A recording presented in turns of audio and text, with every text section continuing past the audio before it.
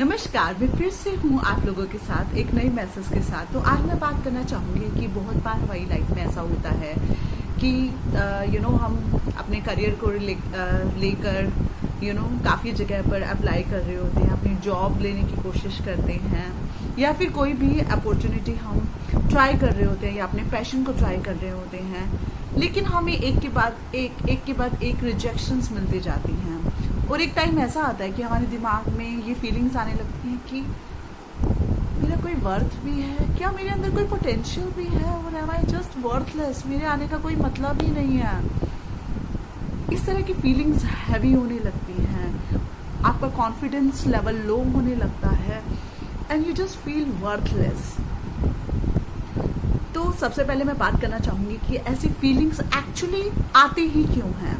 ऐसी सिचुएशन के अंदर ऐसी फीलिंग्स इसलिए आती हैं जब हम दूसरों को ये मौका देते हैं कि वो हमें सर्टिफाई करे हमारी पोटेंशियल्स और स्किल्स के लिए।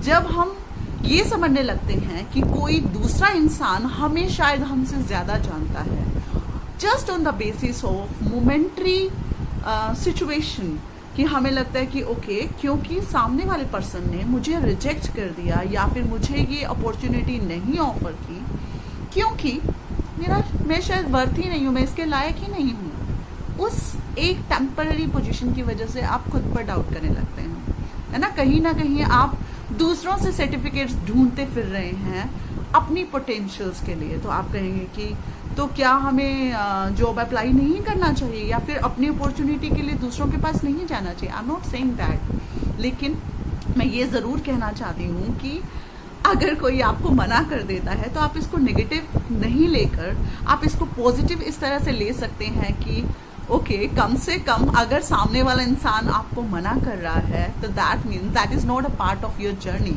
इसका मतलब अभी भी आप अपनी सही जगह नहीं पहुँचे हैं जो कि आप डिजर्व करते हैं, जो कि एक बेटर प्लेस आप डिजर्व करते हैं, अभी तक आप वहाँ नहीं पहुँचे हैं। और क्योंकि ये पोजीशन आपको डिजर्व नहीं करती है इसलिए वो मना कर रहे हैं। सो लेट्स टॉक अबाउट कि ऐसी सिचुएशन में हैंडल कैसे करें और कैसे खुद की वर्थ को आप हमेशा याद रखें और इस तरह की लो फीलिंग्स, लो वाइब्रेशंस, एनर्जी को अपने दिमाग से निकाल दें, इस तरह की नेगेटिविटी को अपने दिमाग से कंप्लीटली निकाल दें। ओके, तो सबसे पहले जैसा कि मैं हमेशा कहती हूँ, अपने साथ मी टाइम को एंजॉय कीजिए। ओके, उस मी टाइम में आपको खुद को जानना है, खुद के साथ टाइम बिताना है, अपनी एक एक क्वालिटी, एक एक पोटेंशियल को पास से सोचिए, एनालाइज कीजिए और जो भी आप क्वालिटी, स्ट्रेंथ, आपकी जो भी स्किल्स हैं, आप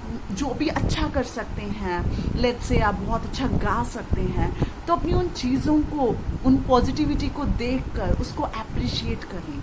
एक बात हमेशा याद रखिए कि आप खुद को किसी भी और सेकंड पर्सन से ज़्यादा बेहतर जानते हैं, ज़्यादा क्लोजली जानते हैं, हर एक चीज़ जानते हैं। आप अपनी वीकनेस को भी जानते हैं और आप अपनी स्ट्रेंथ को भी जानते हैं। आपको ये भी जानते हैं कि आपको कहाँ काम करना चाहिए। तो try to spend more and more time with yourself and whatever you find कि आप में जो भी अच्छा है या जो भी अप्रिशिएबल है, just be genuine with yourself and say, appreciate yourself and be grateful to Almighty that you got such beautiful gifts naturally। आपको शायद उनके लिए एफर्ट्स भी नहीं करना पड़ा, आपको नेचुरली वो गिफ्ट्स मिले हैं।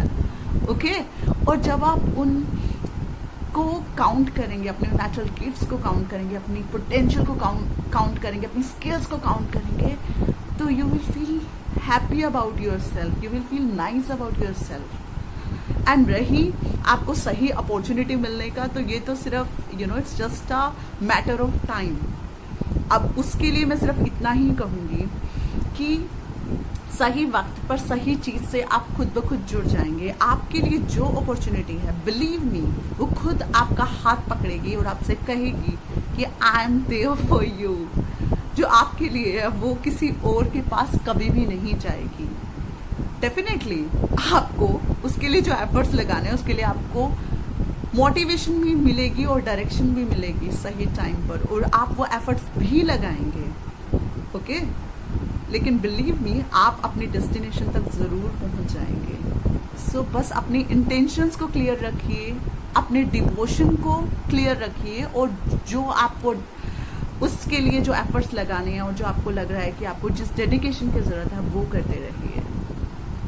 And keep appreciating your self, you will definitely get what you deserve, and believe me, that is better, much better than that position and the person and the circumstances जो आपको इस time पे मना कर रहे हैं। इनफैक्ट मैं कहूँगी आप उनको थैंक यू बोलिए, क्योंकि वो आपको एक्चुअली क्लियरली बता रहे हैं कि no no no, we are not for you, something else. Okay, it's just like, मैं इसको एक एग्जाम्पल से डेमोन्स्ट्रेट करूंगी। For example, I am looking for a gift जो मुझे किसी ने मेरे लिए भेजा है, एंड मैं एक कुरियर सर्विस के ऑफिस में पहुंचती हूँ, and I meet one person and I am like कि where is my gift, and he says go to person B. I go there and again I find कि go to person C. I don't have, go to person C. The person C is also saying, I don't have your gift, go to person D. And the person D is also saying, I don't have your gift, go to person E. And when I go to person E, I actually receive my gift. तो सोचिए, अगर A, B, C, D मुझे मना नहीं करता और मुझे just वहां पर बिठाए रखता, तो they are just wasting my time, because they actually don't have my gift, my opportunity.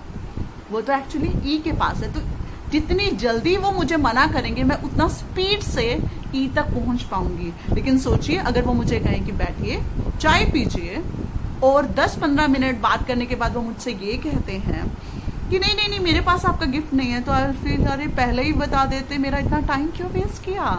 तो इसलिए अगर कहीं से आपको रिजेक्शन मिल रही है, तो take it positive and just feel कि ये इंडिकेशन है डेस्टिनी का कि आपको आगे बढ़ना है, move to the next point. Okay, तो take everything is positive, and मेरी दिल से विश है, एंड आई बिलीव ऑल्सो कि जो चीज आपके लिए है, जो आपकी जर्नी का हिस्सा है, वो आप तक और आप उस तक जरूर पहुंच जाएंगे सही टाइम पर।